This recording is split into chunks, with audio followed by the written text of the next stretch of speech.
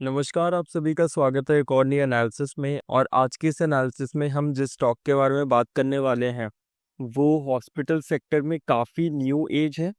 और अगर मैं एक और बात बताना चाहूँ तो कंपनी ने डेट अपना with in a year 98 crore से 12 करोड़ 11.5 करोड़ के आसपास ले आए हैं। तो आप देख सकते हैं कंपनी ने कितना ड्रास्टिक अपना डेट कम करा है। टाइम वेस्ट नहीं करते, वीडियो शुरू करते हैं। तो आज के स्टॉक का नाम है यथार्थ हॉस्पिटल।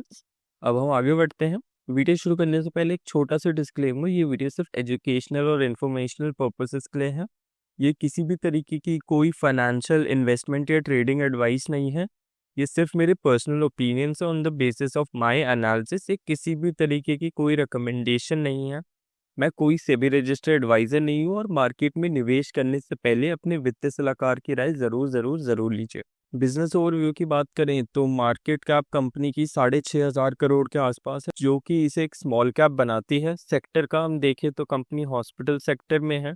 और दो इन्फॉर्मेशन, जैसे मैंने आपको स्टार्टिंग में बताया कि कंपनी ने सिग्निफिकेंटली अपना डेट ड्रॉप करा है फ्रॉम 98 करोड़ से 11.5 करोड़ के आसपास है अगर आप इसकी शीट्स देखेंगे।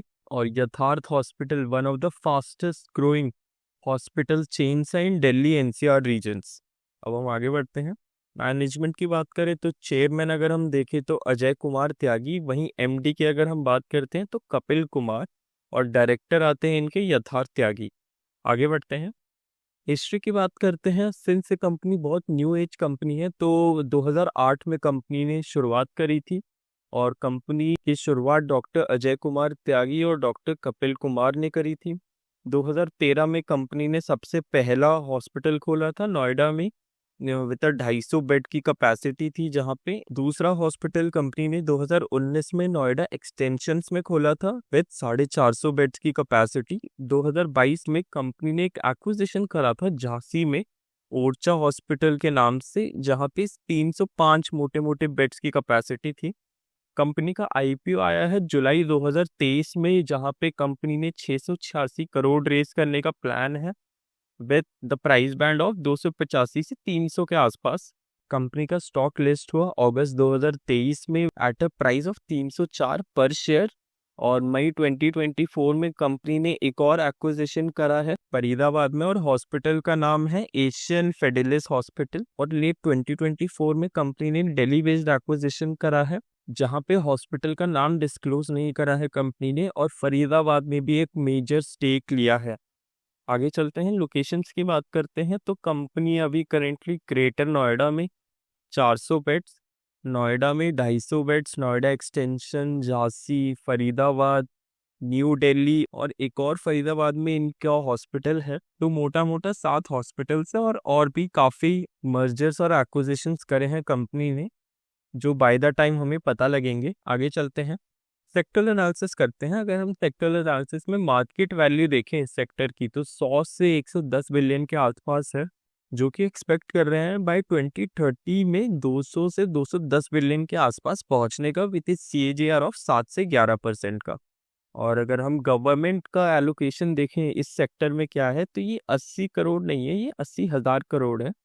तो 2022 से 23 में गवर्नमेंट ने 80,000 करोड़ यहाँ डिप्लॉय करे थे, जो कि 2023 से 24 में सरकार ने ज़्यादा नहीं, वापस से 80,500 करोड़ के आसपास यहाँ डिप्लॉय करा। 2024 से 25 में सरकार ने आके काफ़ी बड़ा एक स्टेप लिया, 10,000 करोड़ और ऐड करे, जो कि 90,000 करोड़ तक की यहाँ पे गवर्नमेंट एलोकेशन हम देख सकते हैं।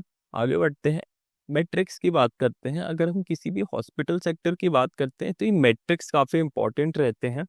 सिंस ये कंपनी बहुत न्यू एज है तो एक बार के लिए इनके फंडामेंटल्स उतने यूज़फुल नहीं होंगे हमारे लिए जितने मैट्रिक्स यूज़फुल होंगे हमारे लिए। तो ऑक्यूपेंसी रेट की अगर हम बात करें इस सेक्टर में तो 65 से 80 के आसपास है, जो कि इंक्रीज होता दिख रहा है हमें।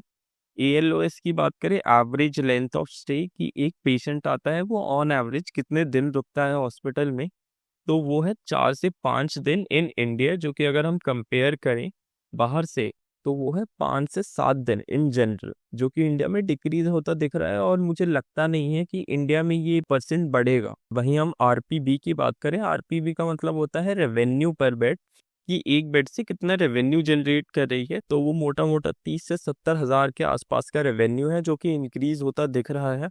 और बीटीआर की बात करें जो कि है बेड टर्नओवर रेशियो, कि एक साल में एक बेड कितने पेशेंट्स यूज करते हैं, तो अगर हम पब्लिक में देखें तो 10 से 15 है, वहीं प्राइवेट में देखें तो 25 से 30 है। और ये रेशियो इंक्रीज होता दिख रहा है जो कि काफी अच्छा साइन है। बहुत लोग का डाउट होगा कि पब्लिक में इतना कम क्यों है और प्राइवेट में इतना ज्यादा। मेन अगर मैं आपको बताऊं तो inflow of patients, volume of patients, उतना प्रेशर नहीं होता जितना प्राइवेट में होता है कि वॉल्यूम ऑफ पेशेंट्स आपको ज़्यादा चाहिए, तो बहुत तेज़ी से टर्न अराउंड होता है। तो ये मोटा मोटा रीज़न है कि प्राइवेट में बीटीआर रेशियो ज़्यादा है कंपेयर टू पब्लिक। और अगर हम देखें हेल्थ सेक्टर में, 80% of the health sector consist of hospital. तो आप देख सकते हैं कितना बड़ा पार्ट है हॉस्पिटल किसी हेल्थ सेक्टर का। शेयर होल्डिंग पैटर्न की बात करें तो प्रमोटर 61.7% होल्ड करते हैं, वहीं रिटेल 20.5 के आसपास निवेश रखते हैं। डीआईआईस का 13.5% है और एफआईआईस का 4.3% मोटा मोटा शेयर होल्डिंग है। यहाँ पे आप प्रमोटर के नाम पढ़ सकते हैं, ये मोटा मोटा वही है मैनेजमेंट जो मैंने आपको नाम बताए थे। यहाँ आप पॉज करके डीआईआईस और एफआईआईस के नाम पढ़ सकते हैं। फंडामेंटल्स में आते हैं। फंडामेंटल्स में हम सबसे पहले पीई की बात करते हैं। अगर हम यथार्थ का करंट पी देखें तो 48 के आसपास है, जो कि अगर हम कंपेयर करें सेक्टर से, करंट सेक्टर का पी क्या चल रहा है, जैसे अपोलो, मैक्स, फोर्टिस, इन सब का पी तो वो 70 से 100 के आसपास है, जो कि काफ़ी हाई है। और एवरेज पी देखें इस सेक्टर में तो 30 से 50 के आसपास का पड़ता है, तो इससे हमें पता लग रहा है ये सेक्टर काफ़ी ओवर वैल्यू हो। आने वाले टाइम में हम थोड़ा सा डाउन साइड इससे एक्सपेक्ट कर सकते हैं। पीईजी रेशियो की बात करें तो कंपनी का 1.01 है, जो कि फेयरली वैल्यूड है। और ये एक बात मैं आपको बताना चाहूँगा कि ये पीईजी 3 साल का है। अगर आप 5 साल का पीईजी देखेंगे तो वो कम से कम 1.5 से 1.6 के आसपास आएगा, तो ये आपको ओवर वैल्यू दिखेगा, बट ये ओवर वैल्यू नहीं है। मैं आपको 3 रीजंस देता हूँ कि ये ओवर वैल्यू क्यों नहीं है। कि कंपनी अभी अपनी कैश बर्निंग फेज में है, एक्विजिशंस कर रही है, हॉस्पिटल्स बना रही है, तो ये वाले फेज में कंपनी का कैश काफ़ी ज़्यादा बर्न होगा। और दूसरा पॉइंट जैसे मैंने बताया, एग्रेसिव एक्सपेंशंस और इनिशियल स्टेज है कंपनी का। कोई भी कंपनी 10 से 15 साल तो लेती है अपने फंडामेंटल्स को स्टेबल करने में। आगे चलते हैं। ईपीएस की बात करें तो 2017 में यथार्थ का ईपीएस 2 था, जो कि अगर हम कंपेयर करें आज के डेट में जो 15 के आसपास पहुंच चुका है। मोटा मोटा देखें तो 7 से 7.5 गुना बढ़ गया है पिछले 7 सालों में, जो कि डिसेंट ग्रोथ है किसी भी कंपनी के लिए। डिविडेंड की बात करें तो कंपनी 0 डिविडेंड दे रही है, और मेरी अगर आप माने तो कंपनी आने वाले 10 से 15 सालों में डिविडेंड नहीं देगी। 15 ज़्यादा बोल दिया, बट 10 सालों तक तो कंपनी को डिविडेंड नहीं देना चाहिए। अब अगर कंपनी ने कुछ डिसीजन लिया वो अलग बात है, बट 10 सालों तक कंपनी को तो कोई डिविडेंड नहीं देना चाहिए अभी, at a very initial stage. तो अब हम आगे बढ़ते हैं। पीबीटी की बात करें तो आप पीबीटी में आप देख सकते हैं 2017 से 20 तक कंपनी कैसे डेड प्रॉफिट ग्रोइंग थी, और 2021 में आपने देखा कि कंपनी कहाँ से कहाँ पहुंच गई। जहाँ पे नेगेटिव में इनका प्रॉफिट था, वो प्रॉफिट अब मोटा मोटा 250 के आसपास पहुंच चुका है। हम थोड़ा सा डाउनसाइड इसमें एक्सपेक्ट करेंगे, क्योंकि एक्सपेंशंस काफ़ी ज़्यादा होने वाले हैं। कंपनी इंटरनेशनल ग्लोबली भी जा रही है, तो इसके प्रॉफिट्स में हम थोड़ा सा डाउनसाइड देखेंगे, बट आपको प्रोसेस को ट्रस्ट करना होगा। अगर आपको फंडामेंटल्स कंपनी के जो मेट्रिक्स मैंने बताया, अगर आपको उसमें भरोसा है और अगर आपको अपनी स्टडी में भरोसा है, तो आप समझ जाएंगे कि कंपनी के प्रॉफिट्स क्यों लोअर हुए हैं। आगे बढ़ते हैं। डेट टू एसेट की बात करें तो कंपनी के एसेट्स 99.3% है, और वहीं डेट देखें तो 0.7 के आसपास है। आने वाले टाइम में हम ये डेट बढ़ता हुआ देख सकते हैं, क्योंकि आने वाले टाइम में कंपनी एक्सपैंड करेगी तो हम डेट में भी इंक्रीज देख सकते हैं। और यहाँ जैसे मैंने आपको स्टार्टिंग में बताया, ये 95, मैंने गलती से लिखा 98 करोड़ से। जैसे मैंने स्टार्टिंग में बताया, कंपनी ने एक साल में 98 करोड़ का डेट कम करके 11.5 करोड़ के आसपास ले है with in a year only. और कंपनी डोमेस्टिकली और ग्लोबली दोनों तरीकों से एक्सपैंड कर रही है, और काफ़ी एग्रेसिवली एक्सपैंड कर रही है। अब हम कैश फ्लो की बात करते हैं, और अगर हम ऑपरेटिंग एक्टिविटी देखें तो कंपनी कंसिस्टेंटली प्रॉफिट बना रही है फ्रॉम इट्स कोर ऑपरेशंस, और इसी के साथ कंपनी के रिसीवेबल्स भी बढ़ते जा रहे हैं। रिसीवेबल्स मतलब जो पैसे कंपनी को मिलेंगे। और मैं आपको बताता हूँ एक हॉस्पिटल कितने तरीकों से पैसे कमाता है। आप जब हॉस्पिटल जाते हैं तो आप बहुत बार कैश से पेमेंट करते हैं, तो आप बहुत बार इंश्योरेंस या किसी पॉलिसी बीमा के थ्रू पेमेंट करते हैं, तो वो सारी चीज़ें प्रोसेस होने में टाइम लगता है। इसलिए मेजरली हॉस्पिटल सेक्टर्स में रिसीवेबल्स थोड़े हाई एंड में रहते हैं, बट अगर हम इन्हें नियर फ्यूचर देखें अच्छी बात है। इन्वेस्टिंग एक्टिविटी में देखें तो कंपनी कंसिस्टेंटली एक्विजिशंस कर रही है एसेट्स का। आगे बढ़ते हैं, फाइनेंसिंग एक्टिविटी में देखें तो कंपनी ने इस साल एक लार्ज सम ऑफ कैपिटल देखा है अपने कैश फ्लो में, और ये कैपिटल आया कहाँ से? कंपनी ने शेयर्स बेचे हैं। आप ये चीज़ें इंटरलिंक कीजिए कि कंपनी के पास लार्ज सम ऑफ कैपिटल आया, और कैपिटल क्यों आया है? कंपनी एसेट्स एक्वायर कर रही है, और उसी के साथ साथ कंपनी ने एक बहुत बड़ा डेट भी पे ऑफ करा है जो मोटा मोटा 235 करोड़ के आसपास है, और ये debt operational as well as outstanding debt मिला के है। आगे बढ़ते हैं, पीयर कंपैरिजन करें। मैं आपको एक चीज़ बताना चाहूँगा कि यहाँ पे स्लाइड का नाम है पीयर कंपैरिजन, बट हम अगर रियलिटी में देखें हम कंपेयर नहीं कर सकते।